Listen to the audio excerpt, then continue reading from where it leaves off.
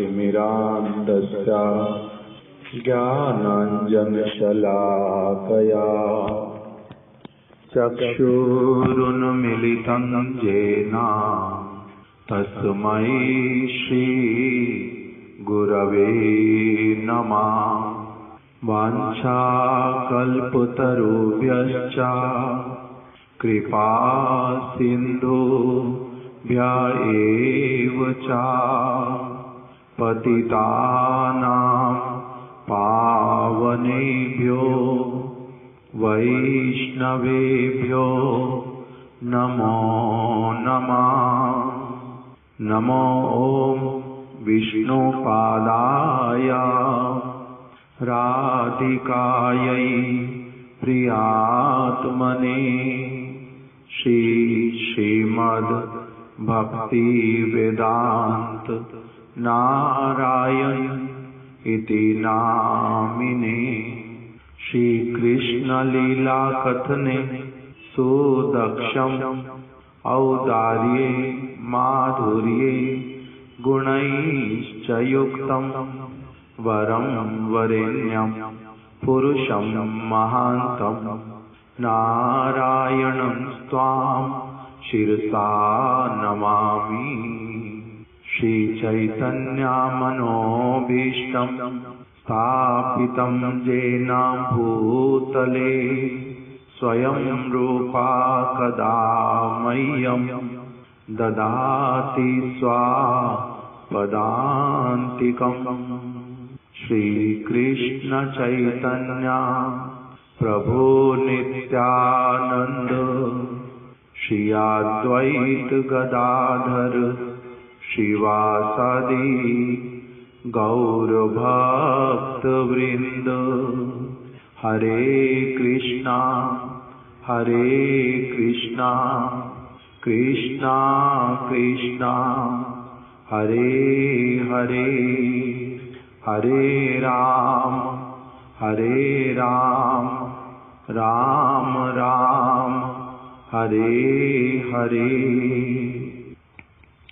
आचार्य केसरी श्रीमद् भक्ति प्रज्ञान केशव गोस्वामी महाराज इस ग्रंथ में से हम लोग श्रवण कर रहे हैं पांचरात्रिक गुरु परंपरा और भागवत परंपरा।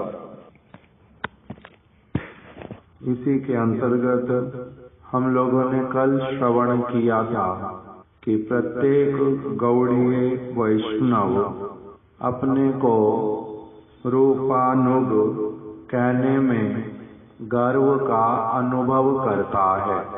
प्रत्येक गौड़िया वैष्णव, उसमें नाम किस किस के बतलाए थे? मुख्य रूप से यहाँ पर वर्णन में आया कि शिला सनातन गोस्वामी जी यद्यपि इस जगत में शिला रूप गोस्वामी जी के पांचरात्रिक गुरु पाद पद्म हैं, किंतु स्वरूपता ब्रज में राधा और कृष्ण के परिकरों के रूप में वहाँ पर राधा रानी की दासियों में रूप मंजरी जो हैं वो हैं सबसे प्रधान, और सनातन गोस्वामी जी जो कि लवंग मंजरी हैं वो वहाँ पर उनके अनुगत्य में सेवा करती हैं। इसीलिए इस जगत में भी कभी कभी उनका क्या देखा जाता है कि भले ही वो शिला सनातन रूप गोस्वामी जी के दीक्षा प्रदान करने वाले गुरुदेव हैं, किंतु वो भी अपने आप को रूपानुग कह लेते हैं कि मैं रूप गोस्वामी का अनुगत हूँ, मैं रूपानुग हूँ। रूपानुग शब्द का संधि विच्छेद किया था। रूप जमा अनु जमा गा, रूपानुग। रूप जमा अनु जमा गा। रूप का अर्थ श्री रूप गोस्वामी, अनु शब्द का अर्थ निरंतर, गा शब्द का अर्थ उनके पीछे पीछे गमन करने वाला। रूप गोस्वामी के द्वारा स्थापित विचारधारा, रूप गोस्वामी जी के द्वारा स्थापित आदर्श, रूप गोस्वामी जी की वाणी के अनुसार निरंतर अपने जीवन में उसको उत्तरोत्तर अधिक से अधिक पालन करने वाला व्यक्ति, वो क्या कहलाता है? रूपानुग। शिला जीव गोस्वामी जी रूपानुग, शिला रघुनाथ दास गोस्वामी जी रूपानुग, शिला कृष्णदास कविराज गोस्वामी रूपानुग, शिला नरोत्तम दास ठाकुर रूपानुग, शिला भक्ति विनोद ठाकुर, शिला प्रभुपाद जी, हमारे परम गुरुदेव, हमारे गुरुदेव, ये सभी लोग कौन हैं? रूपानुग गौड़िया वैष्णव। और इसी में ये लोग एक अप्राकृत गर्व भी अनुभव करते हैं, अपने आप को रूपानुग कह करके। ये गर्व लौकिक नहीं है, खराब वाला नहीं है, निंदनीय नहीं है। ये पूर्ण रूप में शुद्ध जो गर्व, वास्तविक इतने श्रेष्ठ, इतने महान व्यक्ति के हम लोग वचनों के अनुसार अपना जीवन यापन करने वाले हैं। ये एक बहुत अधिक गर्व का विषय है। परंतु विचारणीय विषय कि रूप गोस्वामी ने कितने लोगों को पांचरात्रिक विधि से अपना शिष्य बनाया। एकमात्र जीव गोस्वामी ही उनके दीक्षा शिष्य हैं और कोई उनके दीक्षित शिष्य नहीं है। और तथापि गौड़िया वैष्णव समाज किस आधार पर फिर रूप गोस्वामी को अपना गुरु स्वीकार करते हैं? भागवत परंपरा के विचार के अनुसार।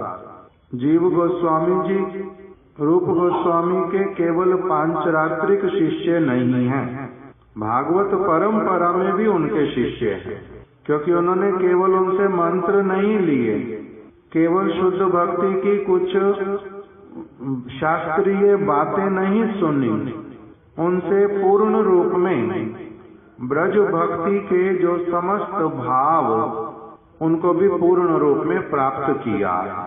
इसलिए उनके वो पांचरात्रिक शिष्य भी हैं, साथ ही साथ में उनके भागवतीय शिष्य भी हैं।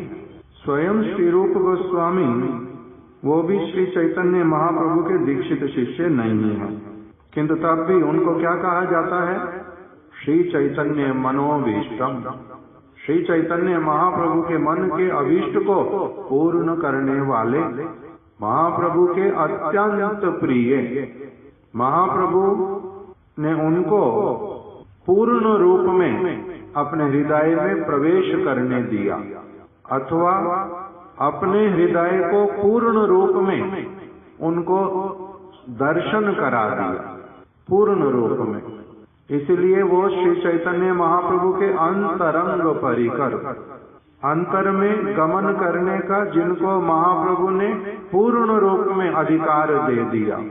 हमारे महाराज जी इसको अच्छे से समझाते थे कि आपके द्वार पर कोई भिखारी आया, उसको आप कुछ देना चाहते, उसकी एंट्री कहाँ तक करवाओगे अपने घर में?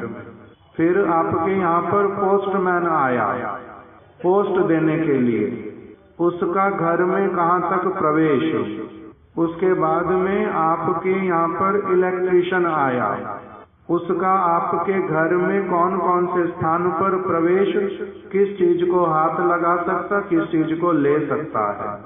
फिर आपके साथ में ऑफिस में काम करने वाला कोई आपका मित्र, वो आपके घर में आएगा, उसकी एंट्री कहाँ तक, वो क्या कर सकता, क्या नहीं कर सकता। फिर आया आपका अपना पुत्र, बाहर रहता था, घर पर आ गया। अभी घर पर आने पर पुत्र की एंट्री किस किस चीज के साथ में? तो सबके लिए क्या एक ही नियम है? नहीं, सबके लिए अलग अलग नियम है किसको कहाँ तक प्रवेश करवाना, किस लिए, उनकी योग्यता के अनुसार, उनके संबंध के अनुसार। बच्चा छोटा है तब पिता उसको अपनी सारी तिजोरी, सोना चांदी सब कुछ देखने देंगे?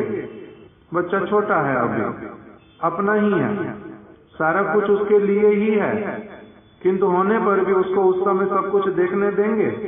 तब भी उसको देखने देते नहीं। जब योग्य हो जाता है तब दिखाते हैं।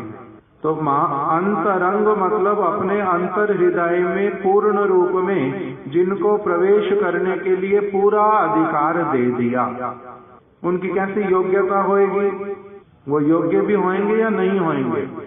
अगर छोटे बालक जैसे होते तो उनको एंट्री भी नहीं कराई जाती अभी, किंतु पूर्ण रूप में योग्य। इसलिए वो रूप गोस्वामी जी जो हैं, श्री चैतन्य महाप्रभु ने उनको जितना अपने हृदय के भीतर में पूर्ण रूप में स्थान दिया और अपने हृदय को पूर्ण रूप में उनके समक्ष खोल करके रख दिया, उतना किसी के समक्ष नहीं किया। इसीलिए इन्हीं को क्या बोलते हैं? श्री चैतन्य मनोभीष्टम, इनके माध्यम से कराया।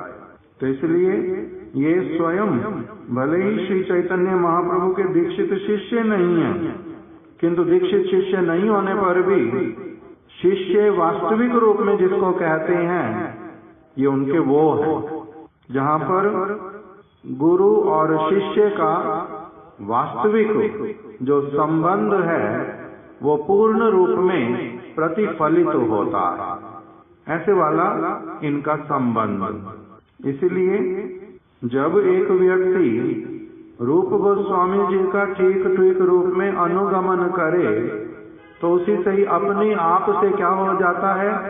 श्री चैतन्य महाप्रभु का अनुगमन करना।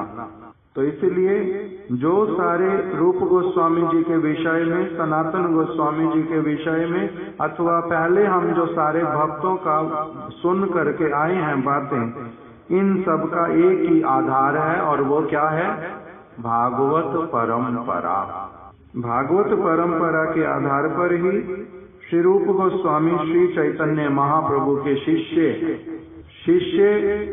से भी बढ़कर के अगर और कोई शब्द हो, और गौड़िया वैष्णव समाज श्री रूप गोस्वामी को अपना गुरु मानता। वो कौन है? हमारे गुरु। यहाँ तक हमने कल श्रवण कर लिया था।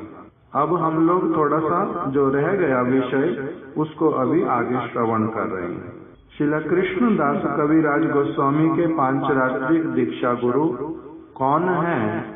उन्होंने अपने किसी ग्रंथ में अपने पांचरात्रिक दीक्षा गुरु का नाम उल्लेख नहीं किया। उनको किन से मंत्र प्राप्त हुए? इसमें इको है बहुत ज्यादा, इको कम करके आओ तो जिसको आता है।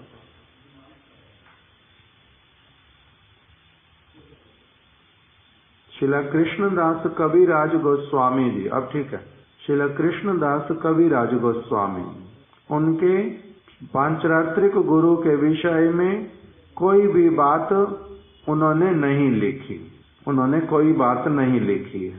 उन्होंने केवल यही कहा श्री चैतन्य चरितामृत में, जय श्री रूप श्री सनातन भट्ट रघुनाथ श्री जीव गोपाल भट्ट दास रघुनाथ, ए छय गोसाई शिक्षा गुरु जे आमार, ता सवार पाद पद में कोटि नमस्कार।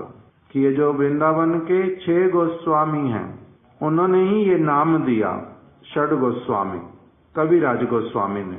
उनकी लेखनी में ही सबसे पहले ये शब्द मिलता है षड गोस्वामी। हम लोग कहते हैं, किसने लिखा? ये श्रील कविराज गोस्वामी ने। ये 6 गोस्वामी उनके गुरु।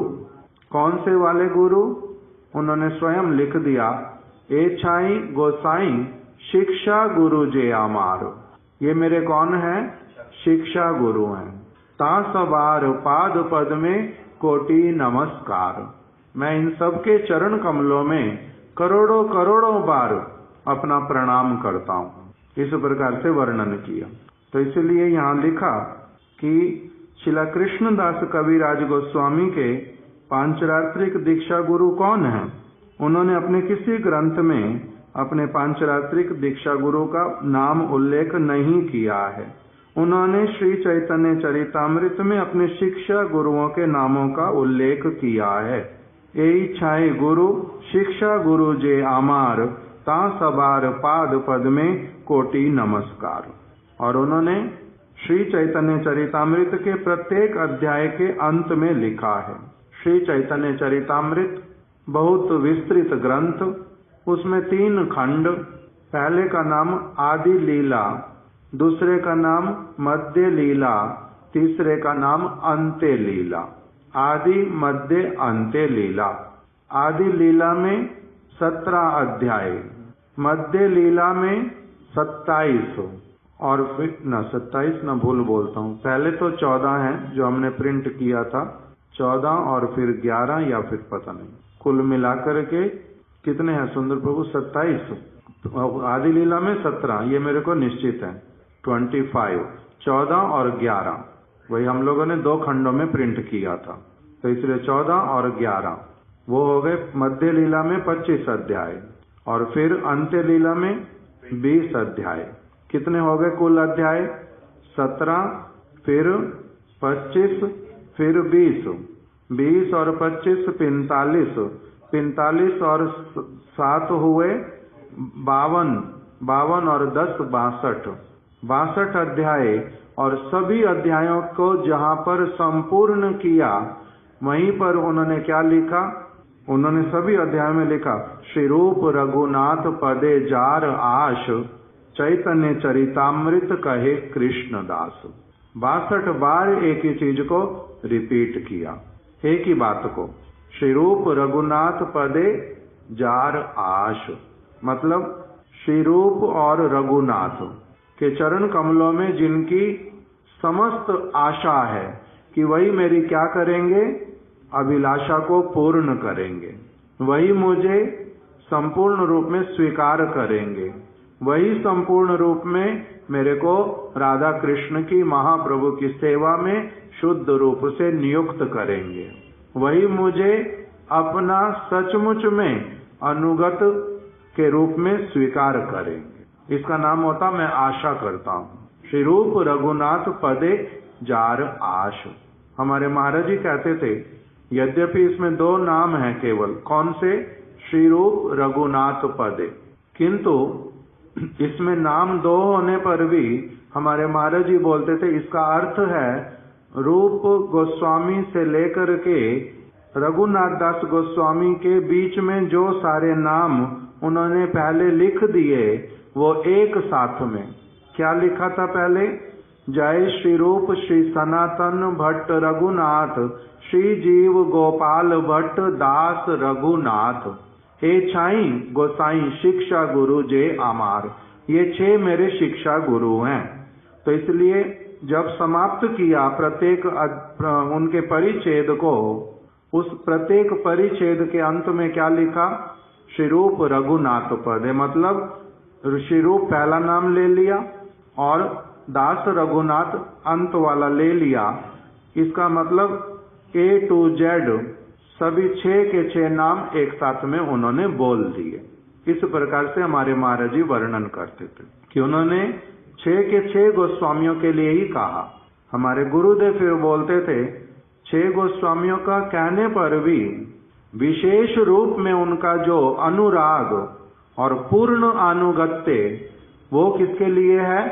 रघुनाथ दास गोस्वामी और रूप गोस्वामी। क्यों? क्योंकि रघुनाथ दास गोस्वामी का साक्षात संग प्राप्त किया, उनसे चैतन्य चरितामृत का, महाप्रभु की लीला का बहुत कुछ उन्होंने श्रवण किया।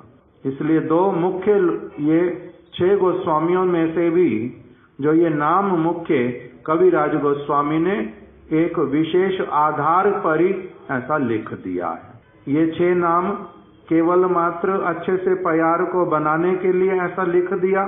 हमारे महाराज जी कहते थे वो भी नहीं। इस प्रकार से क्यों लिखा कविराज गोस्वामी ने?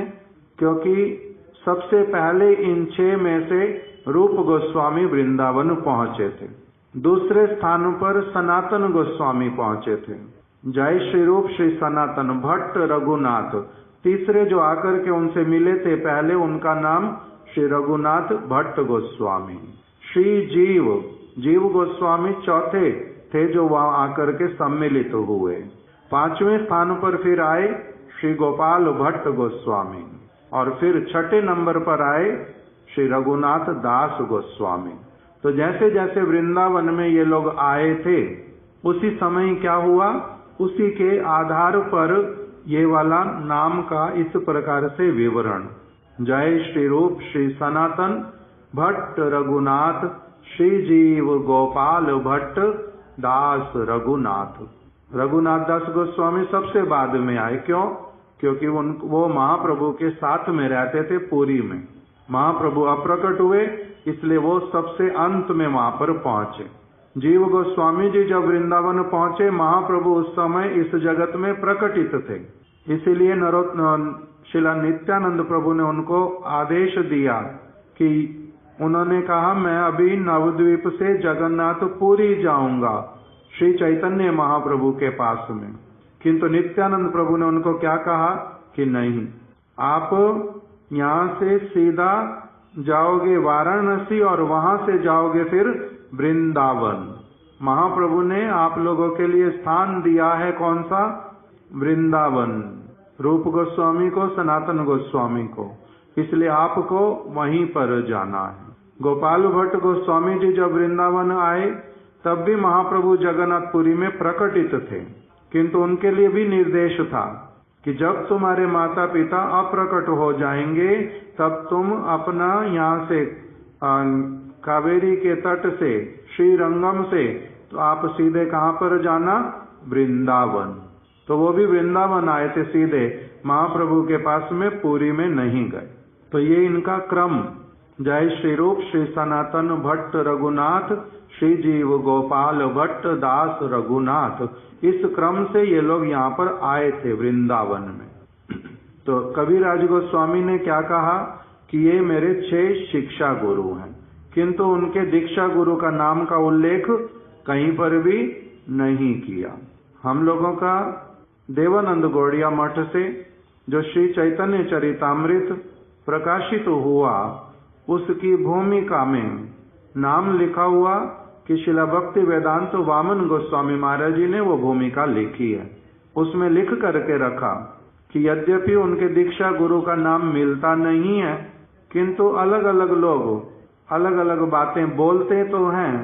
कुछ कुछ लोग ये भी कहते हैं कि जो कविराज गोस्वामी ने लिखा है रूप रघुनाथ पदे जार आश, वहां पर रूप का अर्थ रूप गोस्वामी है और रघुनाथ का अर्थ है रघुनाथ भट्ट गोस्वामी। ये प्रभुपाद जी ने भी अपने टीका में लिख के रखा है अनुभाष्य में, किंतु प्रभुपाद जी कह रहे हैं कि ये बात सत्य नहीं है। कुछ कुछ लोग बोलते हैं उनका दीक्षा हुआ था कविराज गोस्वामी का रघुनाथ भट्ट गोस्वामी से। तो प्रभुपाद जी ने कहा कि नहीं, ये प्रामाणिक बात नहीं है, विश्वास योग्य बात नहीं है। ये भ्रम प्रमाद कर्ण पाठ व विप्रलिप्सा, इससे मुक्त जो व्यक्ति, उसके द्वारा कहा गया वचन नहीं है। कौन से वचन के ऊपर विश्वास करना चाहिए? जगत में हजारों वचन चलते हैं। जीव गोस्वामी जी के लिए वचन चलते हैं 3 अभी तक भी। कौन से वाले? कि वो कविराज गोस्वामी के चैतन्य चरितामृत को देख करके ईर्ष्यालु हो उठे और उन्होंने उस ग्रंथ को एकदम से जमुना जी में फेंकवा दिया कि ये रहे ना नीचे जगत में, नहीं तो मेरे ग्रंथ इसके सामने छोटे पड़ जाएंगे सारे। ये प्रभुपाद जी ने लिख करके रखा। 3 उनके विषय में प्रवाद, जीव गोस्वामी जी के विषय में। तो शिला प्रभुपाद जी वहां पर लिख रहे हैं ये इस विश्वास योग्य नहीं है इनके ऊपर, क्योंकि किसी ने अपने किसी भी उद्देश्य के कारण कुछ भी लिख दिया। सब जो भी कोई कुछ बोलेगा, जो भी कोई कुछ बोल देगा वो सत्य होगा, वो सत्य होता नहीं। और क्या लिखा उनके विषय में, भ्रम क्या है मैं भूल गया। 3 बातें लिखी हुई हैं। रमणी मोहन प्रभु को स्मरण अनुभाष्य में लिखा हुआ वहीं पर ही, जहाँ चैतन्य चरितामृत आदि लीला 11 खंड 11 परिच्छेद 11वां अध्याय 11वां परिच्छेद, उसमें जीव गोस्वामी जी का, जहाँ पर महाप्रभु के शाखा का वर्णन किया, वहां पर रूप गोस्वामी, सनातन गोस्वामी, जीव गोस्वामी का वर्णन आया। वहीं जीव गोस्वामी जी के विषय में प्रभुपाद जी ने ये 3 चीजें लिख के रखी। मेरे को दिखाने से सुंदर प्रभु मैं 1 मिनट में ढूंढ लूंगा। चैतन्य चरितामृत आदि लीला 11 परिच्छेद, जीव गोस्वामी जी का परिचय प्रभुपाद जी के द्वारा। तो जैसा भी हो, ये विषय नहीं है, तो इसीलिए प्रभुपाद जी ने लिखा रघुनाथ भट्ट गोस्वामी जो हैं उनका नाम नहीं लिखा हुआ वहां पर। रूप रघुनाथ पदे जाराश का अर्थ है रूप गोस्वामी और रघुनाथ दास गोस्वामी, और कविराज गोस्वामी के दीक्षा गुरु रघुनाथ भट्ट गोस्वामी नहीं है। इसीलिए शिला वामन गोस्वामी महाराज जी की लेखनी में आया चैतन्य चरितामृत में कि पूरे चैतन्य चरितामृत को आगे से पीछे देखने पर ऐसा मन में भावना आता है कि उनके दीक्षा गुरु नित्यानंद प्रभु हैं। क्यों? क्योंकि उन्होंने बीच बीच में लिख करके रखा, जैसे जगाई मधाई होते मुई से पापिष्ट, पूरी शेर कीट होते मुई से लगिष्ट, मोर नाम जई ले तार पाप है, मोर नाम जई सुने तार पुण्य खाए, एहनो निगृण मोरे केबा कृपा करे, एक नित्यानंद बिनु जगत माझारे। यहाँ लिख के रखा, और लिख करके रखा जय जय नित्यानंद, नित्यानंद राय, ऐसे करके उनकी महिमा लिखी। और भी तो बहुत सारे ऐसे वाले वचनों को देख करके निर्धारित किया कि ऐसा प्रतीत होता है, किंतु तब भी क्योंकि उन्होंने साक्षात लिखा नहीं कि मेरे दीक्षा गुरु कौन है, इसलिए उसके विषय में कुछ भी पता नहीं चलता। मुख्य रूप से तो ये वाली बात, अब इसके आगे पढ़ लेते हैं। इसके द्वारा इन्होंने श्री रूप और रघुनाथ दास गोस्वामियों को ही विशेष रूप में अपना शिक्षा गुरु माना है। अतः इनके गुरु मानने का आधार भी क्या है? भागवत परंपरा। भागवत ये गुरु परंपरा। इन तथ्यों से यह सुस्पष्ट हो जाता है कि भागवत परंपरा पांचरात्रिक परंपरा को क्रोडीभूत कर सर्वदा दैदीप्यमान है। भागवत परंपरा जो है वो क्या हो गई अब कि भगवान की जो वाणियां, जो वेद पुराण इत्यादि की वाणियां, वेद जो है ये कैसे वाले, इसको कहते हैं स्वतः प्रमाणित। अर्थात इसका अर्थ क्या होता है? संपूर्ण रूप में विश्वास योग्य। हमारे गुरु महाराज जी कहते हैं इसका भी क्या अर्थ होता है? वेद प्रमाण है। वेद का अर्थ ही क्या होता है? वेद का अर्थ होता है जो यथार्थ वस्तु को हमारे को समझा देता है, जो यथार्थ सत्य को, वास्तविक सत्य को हम लोगों को बतला देता है, जिससे हमें अवगत करा देता है, वास्तविक सत्य में हमें शिक्षित कर देता है। वेद का मतलब विद धातु, जना देना, किसी को समझा देना, किसी को अनुभव करा देना। तो वेद किस वस्तु को जनाता है? सत्य वस्तु को, सत्य वस्तु को। और उसी वेद को ही बड़े ही स्पष्ट रूप में बतलाने के लिए क्या है? पुराण, पंचरात्र। इसलिए ये सारे जो शास्त्र हैं ये कैसे वाले? इसके लिए एक शब्द दिया, मैं तो शब्द भूल गया हूं, उसका अर्थ होता है पूर्ण रूप में इसके ऊपर विश्वास करके आप सब समय के लिए चल सकते, कभी भी धोखा नहीं खाएंगे।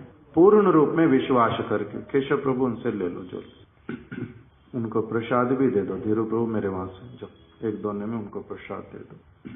तो इसीलिए जो वो भगवान की वाणियां, उसको भूल रूप में तोड़ मरोड़ करके नहीं, जैसी वो है उसको वैसे का वैसे जो भी व्यक्ति हम लोगों को बताता है, उसमें हम लोगों को प्रतिष्ठित कर देता है, उसको कहते हैं ये कौन है? गुरु है।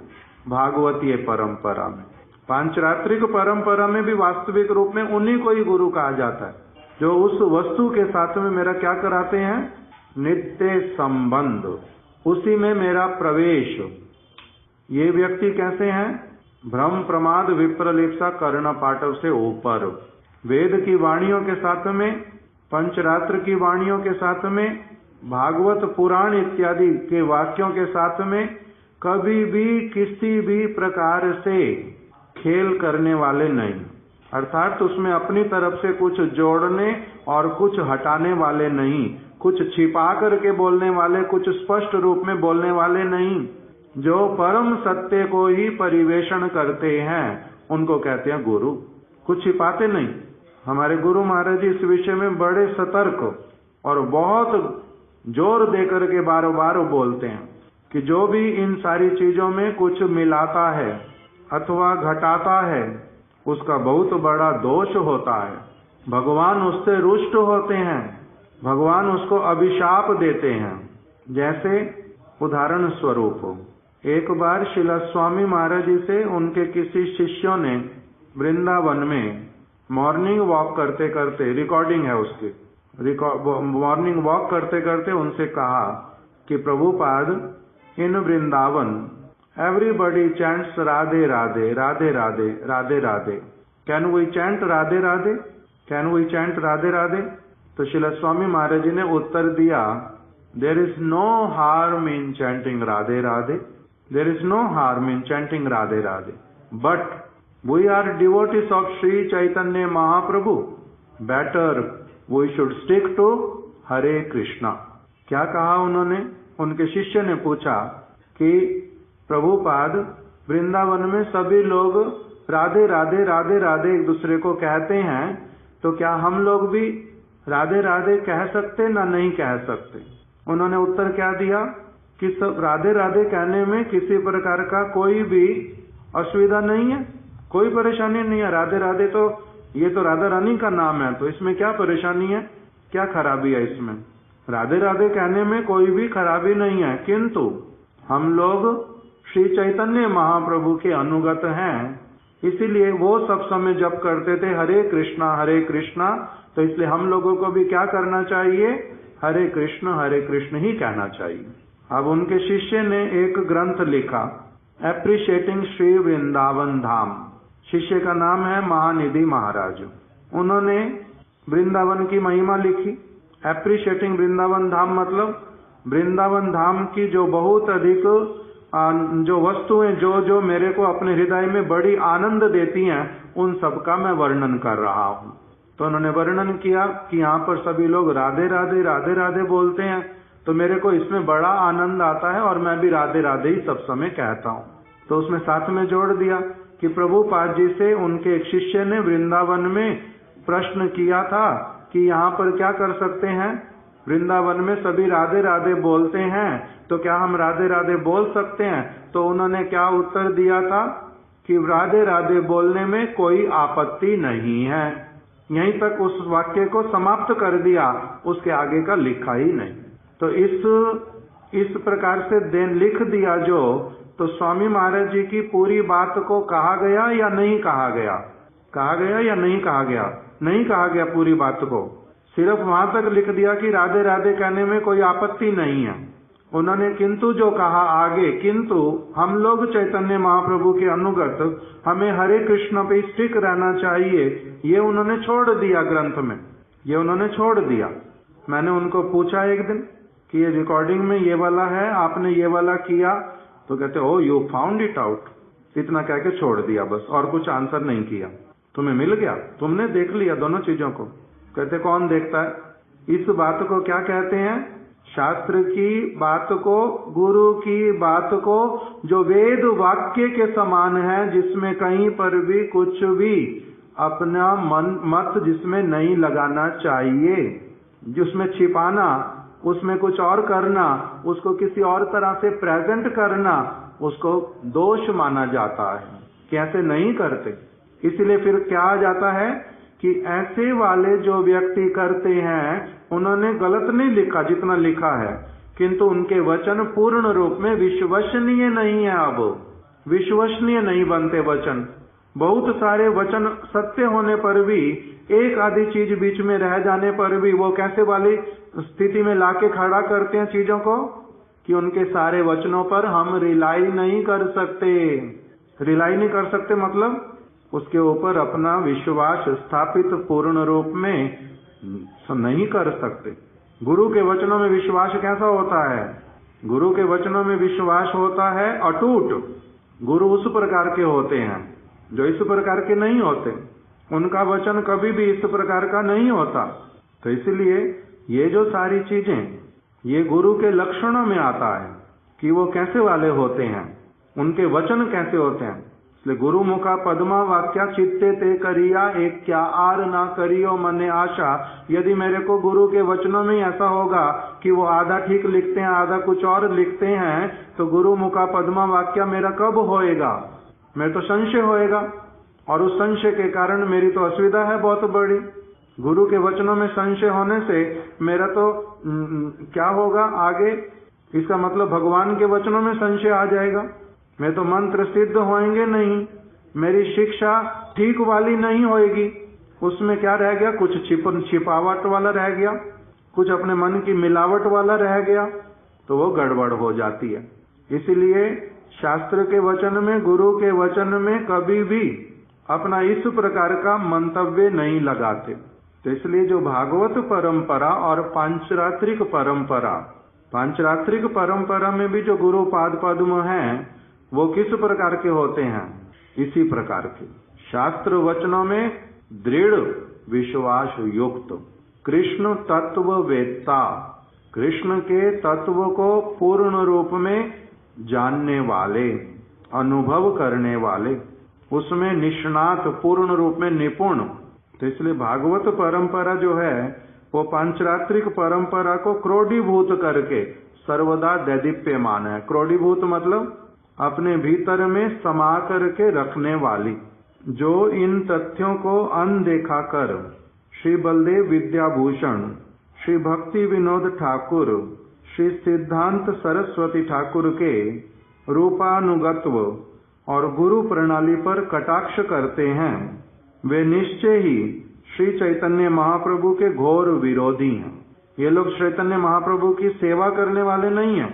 जो भी व्यक्ति, वो राधा कुंड के बाबा जी हों या फिर कहीं किसी और स्थान पर रहने वाले, जो व्यक्ति शिला रूप गोस्वामी जी के ये लोग अनुगत नहीं है, श्री चैतन्य महाप्रभु के अनुगत नहीं है, भक्ति सिद्धांत सरस्वती ठाकुर, इनकी गुरु परंपरा में, गुरु प्रणाली में कोई गड़बड़ है, जो इस प्रकार की बात बोलते हैं, कटाक्ष करते हैं जो इस प्रकार का, जिनको भागवत परंपरा का और वास्तविक परंपरा किसको कहते हैं, जिसके विषय में भगवान ने बात की है। भगवान कृष्ण ने क्या कहा कि मैंने ये उपदेश अर्जुन तुम्हारे को पहली बार नहीं दिया, पहले भी ये बहुत बार दे चुका हूँ। मैंने पहले ये सूर्य को प्रदान किया था। एवं परंपरा प्राप्तम, इस प्रकार से परंपरा के द्वारा मेरा ये विशुद्ध वस्तु जो है वो कहाँ पर पहुँचता है? सबके पास में पहुँचता है, सबके पास पहुँचता है। तो अभी ये जो परंपरा जिसकी बात भगवान श्री कृष्ण कर रहे हैं वो कौन सी वाली परंपरा है? भागवत परंपरा। भागवत परंपरा उसी के अंतर्गत ही पांचरात्रिक परंपरा। किंतु पांचरात्रिक परंपरा केवल मंत्र देने वाली बात को ही बहुत अधिक गुरुत्व देकर के, और किससे शिक्षा मिली, किससे ये भी मेरे गुरु हैं, इनको भी गुरु ही कहा जाता है, ये वाली बात को जो नहीं समझते, जो नहीं मानते, हठ धर्मिता के कारण प्रभुपाद जी के द्वारा स्थापित, वास्तविक रूप में सभी शुद्ध गुरु वर्गों के द्वारा स्थापित, स्वयं भगवान के द्वारा स्थापित जो विचारधारा, उसको यदि कोई उसको भूल बोलता है, उसको गलत कहता है, उसको समझ नहीं पाता, स्वीकार नहीं करता, उस पर कटाक्ष करता है, वो व्यक्ति जो है वो निश्चय रूप में ही क्या कहलाता है?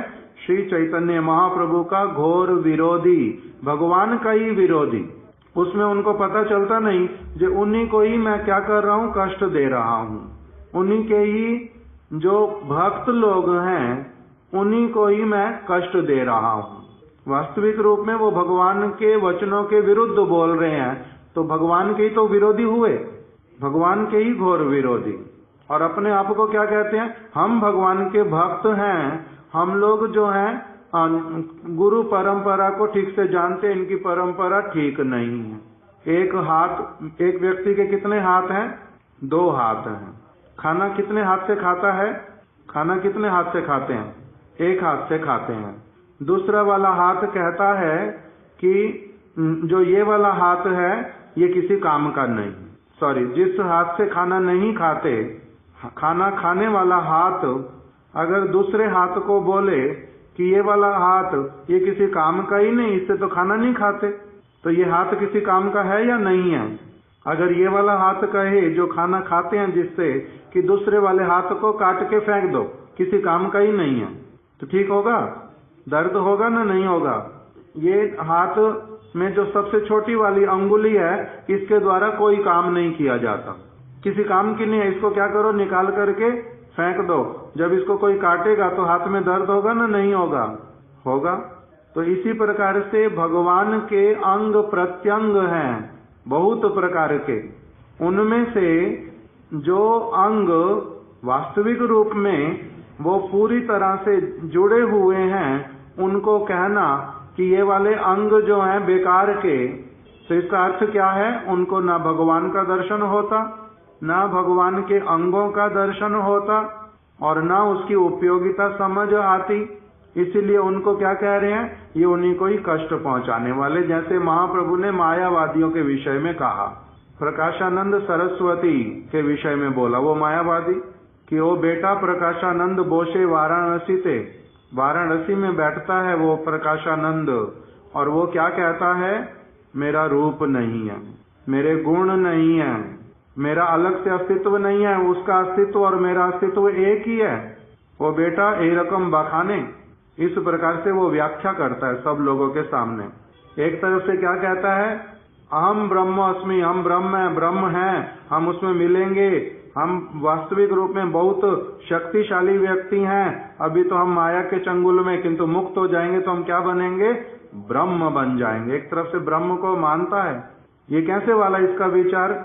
एक हाथ से आरती उतारता है और दूसरे हाथ में कुल्हाड़ी लेकर के उन्हीं चरणों को काटने जाता है जिसकी आरती उतारता है। तो इसको क्या कहते हैं? ऐसे व्यक्ति को एक हाथ से आरती उतारेंगे, जिसकी आरती उतारेंगे बाद में उसी को लेकर के क्या करेंगे? कुल्हाड़ी से उसका पैर काटेंगे। तो ये आरती करना ठीक हुआ ना उसका कुल्हाड़ी मारना ठीक हुआ? उसको क्या कहा जाएगा? मित्र न शत्रु, पूजक न कि हत्या करने वाला। क्या कहेंगे? प्रोमिनेंसी किस चीज की? इसमें इसकी प्रोमिनेंसी किस चीज में? नहीं पता चलता। हत्या करने वाला है, उसकी पूजा को कोई मानेगा? पूजा को कोई वैल्यू है उसकी? ऐसे व्यक्ति की पूजा का क्या वैल्यू जो केवल मात्र दीप दिखाता, आरती करता है, किंतु साथ साथ में कुल्हाड़ी लेके खड़ा मारने के लिए भी तैयार है? इसको कैसे मानेंगे कि अच्छा व्यक्ति? ये तो अच्छा व्यक्ति नहीं। इसी प्रकार से वो लोग अगर कहते कि हम लोग चैतन्य महाप्रभु के भक्त, हम लोग उनकी आराधना करते हैं, उनके कहे अनुसार चलते हैं, वो लोग अगर यही नहीं मान पा रहे कि महाप्रभु ने किसी को दीक्षा दिया ही नहीं, किंतु तब भी उनके ये सारे शिष्य हैं और वो सब उनके गान भी करते हैं।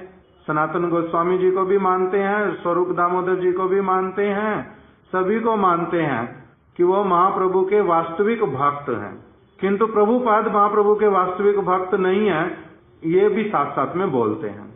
जिस आधार पर महाप्रभु के सारे शिष्य हैं, उसी आधार पर प्रभुपाद जी उनके शिष्य क्यों नहीं है? फिर जिस आधार पर रघुनाथ दास गोस्वामी रूप गोस्वामी के शिष्य हैं, उसी आधार पर प्रभुपाद जी क्यों नहीं रूप गोस्वामी के शिष्य हैं? उनकी परंपरा गलत क्यों है? उनकी परंपरा में गड़बड़ कहाँ पर है? फिर इस चीज को कभी स्वीकार नहीं करते जो लोग। तो इसका अर्थ वो चैतन्य महाप्रभु के अनुगत हैं? तो कहते हैं नहीं, उनके पैर पर क्या करने वाले हैं? कुल्हाड़ी मारने वाले, और केवल मात्र बाहर में आरती उतार करके दिखाने वाले। इसलिए उनके लिए क्या बोल दिया कि वो लोग वास्तविक रूप में निश्चय ही चैतन्य महाप्रभु के घोर विरोधी हैं, घोर विरोधी हैं, और कली के गुप्तचर हैं। कली के गुप्तचर, कली के गुप्तचर क्या होता है? कली जो है वो अपना प्रभाव दिखलाना चाहता, अलग अलग लोगों के ऊपर उनको अपने चंगुल में फंसाना चाहता, छोड़ना चाहता नहीं। इसीलिए वो क्या करता है, कली अलग अलग लोगों के रूप में आकर के और जगत के लोगों को भ्रमित करता है कि वो अच्छी तरफ ना जा पाए, अच्छी तरफ ना जाएं। जैसे चैतन्य भागवत में बतलाया, शास्त्र की वाणियों को लेकर के जैव धर्म में भी वही बात बोली कि इस कलियुग में जो असुर लोग हैं वो ब्राह्मण का शरीर धारण करके अधिकांश लोग आते हैं। अर्थात इस कलियुग में ब्राह्मण लोग तो कुछ हैं ही पड़े, अच्छे भगवान में पूर्ण विश्वास रखने वाले ब्राह्मण तो हैं ही हैं कुछ, उन्हीं के बीच में मिल जाते आकर के असुर लोग। जब उनके यहाँ जन्म ले लिया, उनमें मिल गए, तो वो भी क्या कहलाते हैं कि ये कौन है, ब्राह्मण ही है, किंतु वो काम कौन से वाला करते हैं, असुर वाला।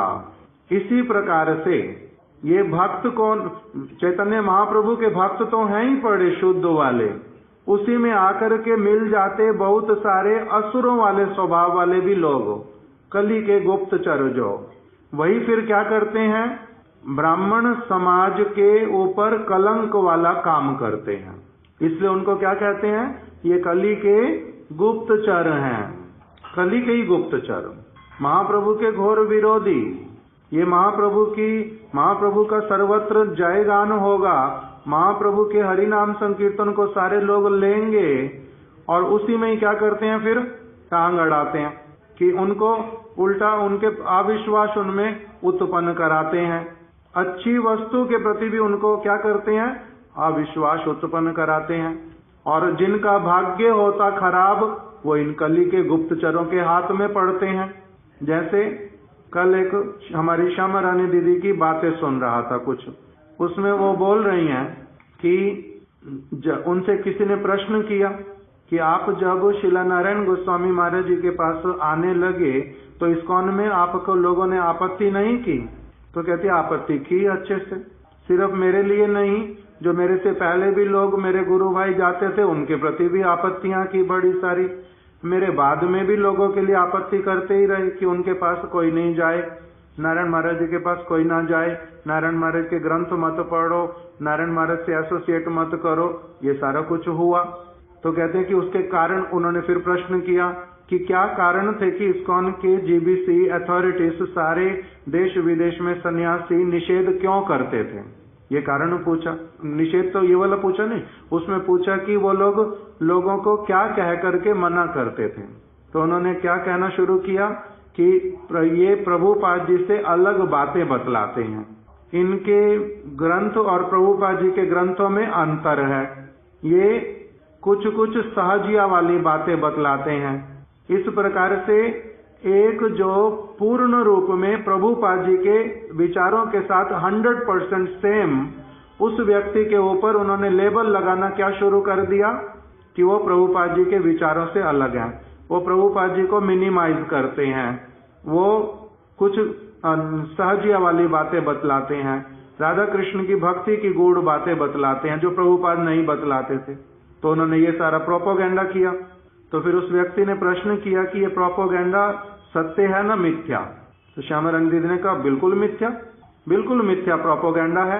क्यों? क्योंकि स्वामी महाराज जी ने भी स्थान स्थान पर लिखा है कि हम राधा कृष्ण के भक्त हैं, हम रूपानुग हैं और हम लोगों को वैदिक भक्ति केवल नहीं करनी है, हम लोगों को रागानुगा भक्ति में प्रवेश करना है, किंतु उसका मार्ग ये वाला है, हमारा अल्टीमेट गोल जो है वो ब्रज भक्ति है, रूप गोस्वामी के चरणों की सेवा करना है, राधा कुंड हमारा नित्य वास स्थान है, महामंत्र करते करते हमें आगे पहुंचना है।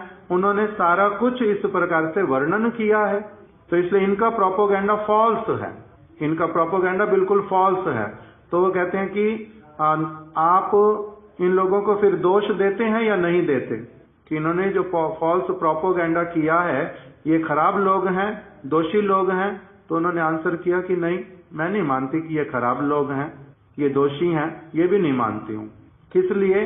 क्योंकि जिसका अधिकार होगा ऊंची वस्तु को प्राप्त करने का, वो अपनी आप से क्या करेगा?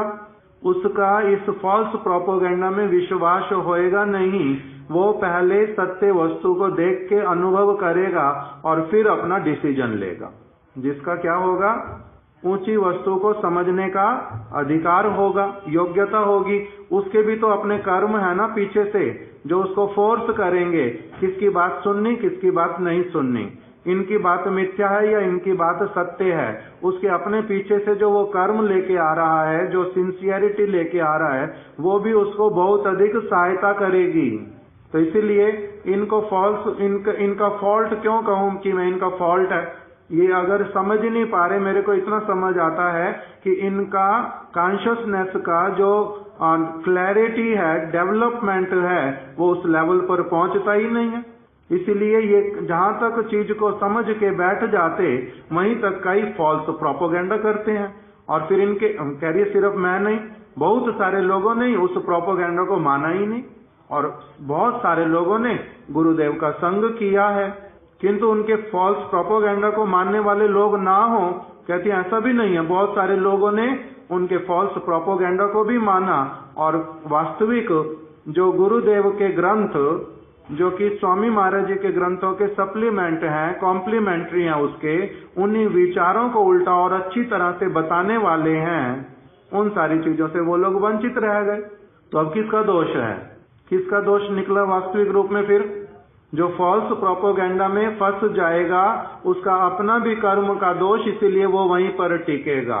जिसके अपने कर्म का दोष नहीं है, वो सत्य वस्तु की तरफ भगवान उसको अपनी आप ही डायरेक्ट करेंगे ही करेंगे, भगवान उसको डायरेक्ट करेंगे ही करेंगे। इस प्रकार का उसमें बहुत सारी बातें उन्होंने बतलाई, बड़ी अच्छी लगी मेरे को सारी बातें। कल मैंने उसको अच्छे से सुना बैठ करके कि किस प्रकार से ये सारा कुछ होता है, और भी उदाहरण उसमें दिए। तो इसीलिए यहाँ पर बोल रहे हैं कि जो भक्ति सिद्धांत सरस्वती ठाकुर, भक्ति विनोद ठाकुर, बलदेव विद्याभूषण इत्यादि के रूपानुगतों में संशय करते हैं, उनकी गुरु प्रणाली को कटाक्ष करते हैं, ये वाले लोग वास्तविक रूप में निश्चय ही ये लोग कौन है? चैतन्य महाप्रभु के घोर विरोधी हैं और कली के गुप्तचर हैं। अगर किसी को अच्छी वस्तु मिलने जा रही हो, मैं उसको अच्छी वस्तु नहीं लेने दूंगा। क्यों? क्योंकि मेरा कुछ घाटा पड़ेगा। ऐसे वाले व्यक्ति को क्या कहा जाएगा फिर? जीव हिंसक, घोर विरोधी महाप्रभु का, दूसरे व्यक्ति के मंगल से उसको वंचित कराने वाला महापापी, और किसी के मन में संशय के बीज बोने वाला, सत्य वस्तु को मिथ्या करके दिखलाने वाला, ये सारे लोग क्या कहलाते हैं? कली के गुप्तचर। इसलिए इतना सहज है किसी को कुछ भी बोल देना, किसी के बारे में कुछ भी विचार कर लेना अपनी आप से, न कि भगवान से उल्टा प्रार्थना करनी कि हे प्रभु मेरे ऊपर सदैव कृपा करना, मैं सत्य के साथ में ही रहूं सब समय। साधारण रूप में हमारे को ये शिक्षा देते हैं बाल्य अवस्था से ही। क्या बोलते हैं?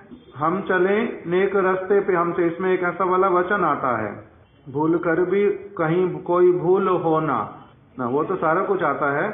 उसमें एक जो सत्य शब्द का कुछ आता है साथ में, जो भी हो अभी तो स्मरण नहीं आ रहा। तो बाल्य अवस्था से ही वो शिक्षा देते हैं, सत्य के ऊपर जोर देते हैं। और सत्य मैं अपने ऊपर अपने आधार पर निर्धारित कर सकता हूँ। सत्य अपने ऊपर कैसे, अपने अनुसार कैसे निर्धारित करूं? और जो व्यक्ति भ्रम प्रमाद विप्रलिप्सा करना पाठों में लिप्त, उसके वचनों के ऊपर कैसे पूर्ण रूप में विश्वास करके चलूं कि ये सत्य बोला जा रहा है, इसमें स्वार्थ नहीं होगा, ये वास्तविक रूप में अपौरुषेय वचन है, ऐसे ही विश्वास कर लेना पड़ता है। किंतु हम लोग कैसे वाले? हम बहुत कच्चे कानों वाले। हमारा धीरा वृंदावन में जो है वो बोलता है बहुत सारे लोगों के नाम लेकर के, इनके कान बड़े कच्चे। मेरे को पहले समझ नहीं आता था कान कच्चे का मतलब क्या होता है। वो बोल जाता था ठीक है, किंतु समझ आने लगा कान कच्चे का मतलब क्या होता है कि जिससे भी कुछ भी सुना उसके ऊपर विश्वास कर लिया। इसको बोलते कान कच्चे। इसके कान बड़े कच्चे हैं, इसके कान बड़े कच्चे। जिसने जो बोल दिया बस मैंने विश्वास कर लिया। उसको जांचना परखना, व्यक्ति जो बोल रहा, शंकराचार्य जी की बात भी नहीं मानी जाएगी, जहां पर उनकी भी जांच परख होएगी बात में। कौन से शंकराचार्य? अभी वाले शंकराचार्य भी नहीं, जो मूल शंकराचार्य, आदि शंकराचार्य जिनको कहते हैं, शंकर शंकरो साक्षात, जो साक्षात शंकर हैं, शंकर भगवान हैं, जो शंकर बन करके आए, उनके वचनों को भी क्या किया गया? ये वेदांत सूत्र के, वेद के, व्यास देव के वचनों के ऊपर खरे उतरते हैं या नहीं उतरते इनके सारे वचन? जब एक एक करके दिखला दिया नहीं उतरते इनके वचन खरे, तो उसको क्या कर दिया? साथ साथ में रिजेक्टेड। ये रिजेक्टेड है वचन सारे। अहम ब्रह्मोस्मि की जो उन्होंने व्याख्या की, प्रज्ञानम ब्रह्म की व्याख्या की, तत्त्वम असि की जो उन्होंने व्याख्या की, वो सारी भूल व्याख्या, असुरों को मोहित करने के लिए व्याख्या, पागल लोगों को और अधिक पागलपन में पड़े रहने के लिए व्याख्या, वो वास्तविक व्याख्या नहीं है। जहां पर शंकराचार्य जी को भी कहां कर दिया? खड़ा कर दिया। मध्वाचार्य जी ने और रामानुजाचार्य जी ने, विष्णु स्वामी ने, निम्बादित्य ने, उन लोगों ने इनको कटघरे में खड़ा कर दिया। सभी नहीं कि इनके विचार ये वाले भूल, ऐसा कभी हो ही नहीं सकता। अहम ब्रह्मास्मि, सारे जीव ब्रह्म हैं, ये क्या बात हुई? ये भूल विचार कटघरे में खड़ा कर दिया। और उन्होंने एक जगह पर लिख दिया, केवल अपने पूरे वचनों में शंकराचार्य ने एक ही स्थान पर लिखा कि वेद व्यास जी जो हैं ये तो भ्रांत हो गए हैं, भ्रांत हैं। तो वहां पर एकदम से सारे आचार्यों ने उनके ऊपर अटैक किया, पकड़ लिया अच्छी तरह से कि जो जिनके वचनों को कह रहे हैं कि ये गुरु हैं, व्यास के वचन सारे, वेद उन्होंने 4 विभाग किए, वेदांत उन्होंने लिखा, जिनको कह रहे हैं कि ये गुरु हैं, वेद गुरु हैं, इनके सारी चीजें गुरु, उन्हीं के वचन के लिए क्या एक जगह पर उनके लिए क्या बोल दिया? वेद व्यास भ्रांत हैं। एक ही स्थान पर बोला वेद व्यास भ्रांत हैं, उसी के द्वारा उनको सब जगह से थपेड़े लगा करके उतार दिया कि ये शिष्य ही नहीं, ये उनका अनुगत नहीं है, ये उनका शिष्य नहीं है, ये कभी वेद के अर्थ इसके प्रकाशित होंगे नहीं स्पष्ट इसको। किस लिए? यस्या देवे पराभक्ति यथा देवे तथा गुरौ तस्यैते कथिता ह्यर्था प्रकाशन्ते महात्मना। वेद के वाक्य इनके सामने प्रकटित ही होंगे नहीं। क्यों? क्योंकि इनको क्या है? गुरु के वचनों में अविश्वास। गुरु भ्रांत हो गए, शिष्य जो है वो आगे क्या कह रहा है? मैं गुरु हूं। ये कभी हो नहीं सकता। तो इसलिए शंकराचार्य जैसे व्यक्ति को भी कटघरे में खड़ा करके उनके एक एक वचनों को क्या किया गया? नापा तोला गया। ऐसे बोलने से होता नहीं, कोई कुछ भी बोल करके चला गया। इस जगत के लोग पागल, मैन मेड लॉ, सभी को बोलने का अधिकार है, और जो बोले, कुत्ता भौंके तो भी सत्य है, सुअर भौंके तब भी सत्य है, जो बोलेगा वही सत्य है। कोई बोलेगा महात्मा गांधी बहुत अच्छा व्यक्ति, ये भी सत्य है, और महात्मा गांधी दुष्ट है, ये भी सत्य है। दोनों बातें सत्य होती हैं कभी? दोनों बातें कभी सत्य होती हैं क्या एक साथ में? होता नहीं एक साथ में। तो इसीलिए सबकी बात सत्य नहीं होती। किसकी बात सत्य होएगी? पहले तो ये पता चले भ्रम प्रमाद विप्रलिप्सा कर्ण पाठों से परे है या नहीं। कैसे पता चलेगा मेरे को? ये कैसे पता चलेगा? कोई निर्मत्सर साधु है, कैसे पता चलेगा कि ये वास्तविक रूप में सत्य का पक्षधर है? हम लोग तो स्वार्थ से भरे पड़े, हम लोग भूल से भरे पड़े, हमारी बुद्धि बहुत सीमित, हमारी इंद्रियां की बहुत लिमिटेशन। कैसे इनके ऊपर विश्वास करें? अपने आप पर विश्वास करने के लिए मना किया, और हम ऐसे मूर्ख कच्चे कान वाले, जो कोई कुछ बोल देगा उसकी बात पे विश्वास करूं तो मेरा प्रोग्रेस होएगा? तो इसलिए बोलते हैं कि ये जो लोग हैं इनके लिए कच्चे कान नहीं करने पड़ते। जिनके पक्के कान होते हैं, जो पक्के कान वाले, वो बोल रहे हैं कि ये कौन है? ये चैतन्य महाप्रभु के घोर विरोधी हैं। ये कौन है? कली के गुप्तचर हैं ऐसे वाले लोग। क्यों? क्योंकि इनके कच्चे कानून से पूछो प्रभुपाद जी के विषय में 2 बातें, और उनको 2 बातें भी नहीं पता कि प्रभुपाद जी ने जीवन में कहा क्या है और किया क्या है। कभी संग किया नहीं, उनको कैसे पता चलेगा उनका व्यक्तित्व क्या था? बस उनकी परंपरा ठीक नहीं है। एक स्वामी इस्कॉन में भक्त लोग बोलते थे, give a bad name to a dog and hang him. मतलब एक कुत्ता, आपको परेशानी होती है सोते समय कि वो भौंकता है, मेरी नींद खराब होती है। अब इस कुत्ते को क्या करना है? फांसी देनी है। इस कुत्ते को फांसी देनी है। तो अभी कुत्ते को फांसी देना मना है ऐसे तो क्या करें? Give a bad name to a dog. इसके लिए नाम लगा दो आगे कि ये पागल कुत्ता है। वो कुत्ता पागल नहीं था, काटता नहीं था किसी को भी, किंतु केवल भौंकता था। इसकी नींद खराब होती, इसने अपनी नींद खराब नहीं करवानी, इसलिए इसके मन में क्या आ गया? इसको नाम क्या दे दो? ये पागल कुत्ता है। जैसे पागल कुत्ता बोल दिया तो फिर उसको दूसरे व्यक्ति ने क्या किया, लेकर के फांसी लगा दी। इसी प्रकार से इस्कॉन के लोगों ने गुरुदेव के लिए क्या बोल दिया, give a bad name to this Maharaj. ये सहजियां हैं, ये प्रभुपाद जी के विचार वाले नहीं है, जो उनको 46 से जानते, जिन्होंने उनको सन्यास के लिए प्रेरित किया, जिन्होंने उनके सन्यास के समय में यज्ञ सेरेमनी की, उनको कोपिन पहनाना सिखाया, उनके साथ में बैठ करके रोटी बनाते हैं, इकट्ठे खाते हैं, पीते हैं, इकट्ठे कितने सारे स्थानों पर आते हैं, जाते हैं।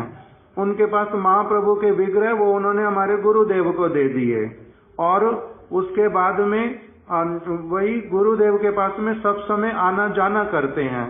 उनको लिख करके बोलते हैं कि जैसा प्रेम मेरे को दिखाई देता था मेरे गुरुदेव प्रभुपाद मुझसे करते थे, वैसा प्रेम मेरा तुम्हारे प्रति उमड़ता है स्वाभाविक रूप में। तुम्हारे साथ में मेरी कोई मैटेरियल रिलेशनशिप नहीं है, तुम्हारे साथ मेरी ट्रांसीडेंटल अप्राकृत रिलेशनशिप है।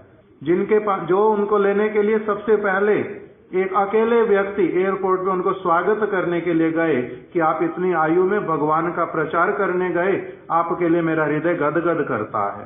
जो उनके एक पत्र आने पर सब प्रकार की व्यवस्थाएं करते थे, कभी मृदंग भेजने, कभी ग्रंथ भेजने, कभी पेड़े भेजने, कभी उनके शिष्यों को यहाँ पर दर्शन कराने, और फिर जिनको उन्होंने अंतिम समय में अपने पास बुलाया, रिकॉर्डिंग में सारा कुछ कि उसकी बंगाली में बोल रहे हैं, किंतु बाद में फिर उसका अंग्रेजी में भी हिंदी में भी अनुवाद मिलता है। वो बोल रहे हैं उनको कि आप मेरे को अपने हाथों से समाधि देना, मैं जब भी अप्रकट हो जाऊं मेरे को समाधि देना। इन लोगों को अभी उस प्रकार का सारा कुछ आता नहीं है, आप मेरे को अपने हाथ से समाधि देना। जिनको इस प्रकार का कहा, जिनको कह रहे हैं कि प्रचार में मैंने बहुत सारे लोगों के लिए बोलना पड़ा, मेरे को मैंने किसी किसी के विषय में कुछ भी बोल दिया, मेरे सारे गुरु भाइयों से मेरे कहने पर क्षमा मांगना। जिनको गुरुदेव ने इतना प्रेम पूर्वक उत्तर दिया कि नहीं नहीं, आप ये क्यों कह रहे हो क्षमा मांगने, क्षमा मांगने, आपने इतना बड़ा काम किया है, उसमें ये छोटी छोटी चीजें कि कभी किसी के बारे में कुछ बोलना पड़ा, कुछ हो गया, उसकी ज्यादा ये गुरुत्व देने वाली बात भी नहीं है। जिनके शिष्यों को सब समय के लिए स्वागत करते रहे, विशेष से विशेष स्वामी महाराज जी के ग्रंथों के अर्थ करते रहे, गोस्वामी वर्गों के ग्रंथ पढ़ाए, उनके ऊपर ही क्या नाम दे दिया, गिव अ बैड नेम। क्या नाम दे दिया कि ओ ये सहजियां हैं और ये प्रभुपाद जी की विचारधारा वाले नहीं है, इनके ग्रंथों को पढ़ना नहीं चाहिए, ये ग्रंथ अछूत है। जिनके लिए इस प्रकार से बोल दिया सारा कुछ, उनको क्या कहा जाएगा, उनकी मति कहाँ तक डेवलप्ड है, उनकी मति कहाँ तक डेवलप्ड है। इस प्रकार की सारी बातें जो बोली जाती, इसलिए किसके वचनों पर विश्वास करो। कहाँ पर लिखा वेद व्यास जी ने, सुखदेव गोस्वामी ने भागवत में कि जहाँ साधु मिलेगा, साधु संग होगा, वहाँ साधु संग करो। कहाँ लिखा जो इंस्टीट्यूशन से बाहर जाना नहीं, भक्ति इंस्टीट्यूशन में होती है, ये तो लिखा नहीं उस तरह से। इसलिए श्री श्रीधर गोस्वामी महाराज जी बोलते हैं कि अगर मेरी इंस्टीट्यूशन मेरी भक्ति को नरिश करने वाली, बहुत ऊपर ले जाने वाली, तो उसका वेलकम है। और अगर वही वस्तु अगर रक्षक की भक्षक बनने लग जाए, वही उसको उस समय वो किस तरह से होगा, फिर रिजेक्टेड, रक्षक की भक्षक बनेगा। इसलिए इनको कहते हैं ये महाप्रभु के घोर विरोधी, कली के गुप्तचर, जिनका अपना एक के बाद एक अनेकों का पतन होता जा रहा है। श्रील वामन गोस्वामी महाराज जी कहते हैं इस प्रकार की बात कि एक तो व्यक्ति भूल करता है और भूल करके वही उल्टा हमारे को क्या करता है, आंखें दिखाता है। तो इस व्यक्ति को इसका क्या किया जाए स्थिति में, मतलब क्या हुआ, एक व्यक्ति उसने भूल की और भूल करने के बाद में उल्टा आंखें भी वही दिखा रहा है फिर मेरे को, चोरी और सीना जोरी। तो इसको क्या कहेंगे, कली के गुप्तचर, महाप्रभु के धर्म के विरोधी, महाप्रभु के विचारों के विरोधी। महाप्रभु के जो विचार वो क्या हैं, जिनको भी उन्होंने पूर्ण रूप में प्रशिक्षित किया, उनको अपना अंतरंग बना के अपने हृदय में इतना गूढ़ स्थान दिया, और हम कहेंगे वो उनके शिष्य नहीं है, उनका तो ये वाला विचार ही नहीं, उनका विचार ही अलग है। तो इसीलिए अंत में परम गुरुदेव बोल रहे हैं, अतएव परम आराध्य गुरुदेव ने जो बलदेव विद्याभूषण प्रभु की गुरु परम प्रणाली बताई है, भागवत एवं पांचरात्रिक परंपरा के विषय में जो विचार लिखे हैं, वो वास्तविक रूप में युक्ति संगत हैं, शास्त्र सिद्धांत सम्मत हैं। ये कहकर के इस विषय को उन्होंने संपूर्ण किया।